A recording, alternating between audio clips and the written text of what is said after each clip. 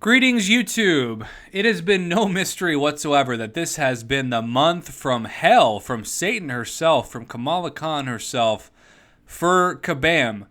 Behind the scenes, we've seen the company have a lot of openings in their company. Just people quitting right and left.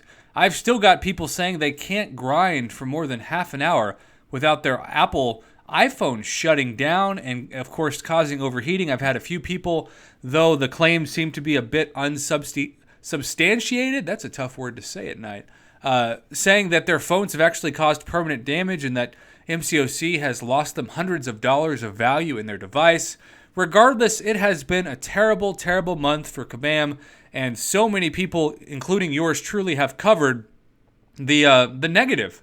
But I would be a total hypocrite and a total loser and a total troll if all I did was just complain in every video, even though I think some people might think I do that anyways, because I wouldn't have grown my YouTube channel in 1 year from 50 subscribers to over 14,000 without the awesome, wonderful, I love playing this game still for multiple hours a day Marvel Contest of Champions. And so Kabam and the people at Kabam, who probably always feel like they're being kicked when they're down, and yes, a lot of times they definitely deserve it, but regardless, they also deserve to get praise when they do something that benefits the community and helps evolve the contest.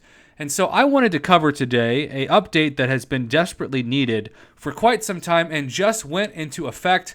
I'm not talking about the loyalty spending, although I have been told that that's a very easy thing. As you can see, my alliance has gotten all the points already for it, and only like 9 hours that the event's been along because of donations and buying great items that are hopefully pretty cheap, like revives and boosts from the loyalty store. But I really want to talk about the change in peak rewards to events like the Arena Wins event, which before you were lucky to get just a few 4-star shards if you did every single milestone. You got 4-star shards, you got a tier 1 alpha, and you got a couple of units. Well, as you can see, there's still 2 days and 14 hours left.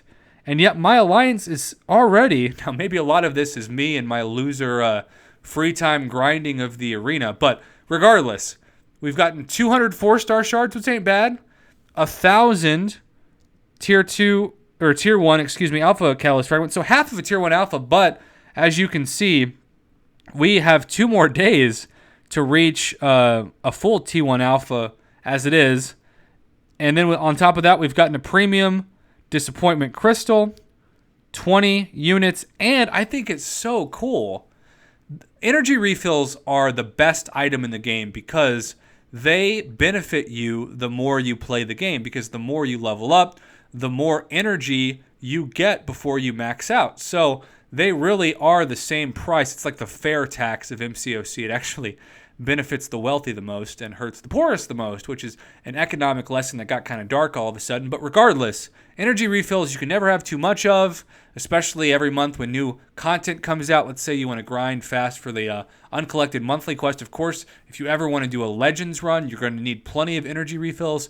So the energy refill inclusion is just fantastic. So everybody at Kabam, I know you're receiving a lot of hate, and you probably would recognize that a lot of it's justified, especially given people whose devices are continuing to melt down given the state of the game on their phones. But in this case, I know this is going to be asking a lot of people, a lot of people, but let's say, hey, Kabam, thanks. Thanks for actually improving this, because for doing the same thing that we did before, we're now getting an energy refill.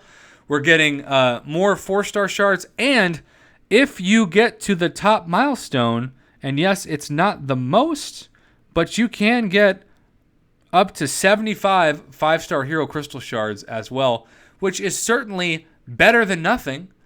And I'm thankful to see this. These peak milestones that have changed, Kabam deserves credit and certainly deserves some love and some praise for updating these. It was so outdated. I had a video about this a few months ago saying it's time that these change. I don't know if they watched the video or not, but certainly they listened to the community and they have improved these. So let's give some love to Kabam.